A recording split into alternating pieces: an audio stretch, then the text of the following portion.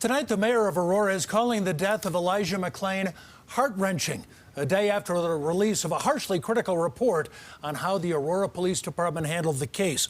Mayor Mike Kaufman says the report highlights many problems that prevent citizens from getting the police department they deserve. More than a year and a half since McClain's death, we are continuing to learn more about what went wrong and how the city can work to prevent such a tragedy from happening again. Andrea Flores joins us live with more on this story tonight. Andrea. We know that the city of Aurora wants to create an office of an independent monitor to investigate the actions by its police officers moving forward. And this move comes as the parents of Elijah McClain are calling for the city, police, and fire departments to be held accountable for the death of their son.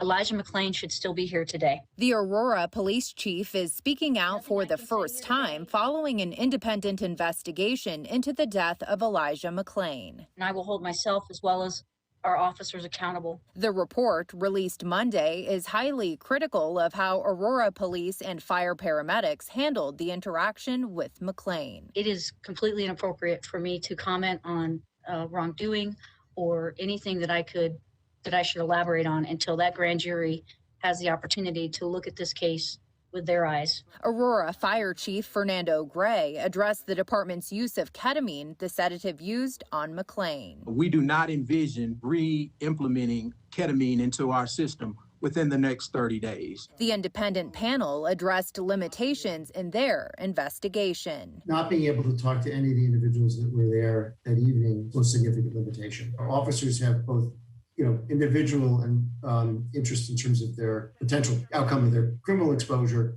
but also in terms of their careers. With the credibility of Aurora Police Department in question, Chief Vanessa Wilson believes it's time to start over. I know the trust is broken, and I know we have a long way to go.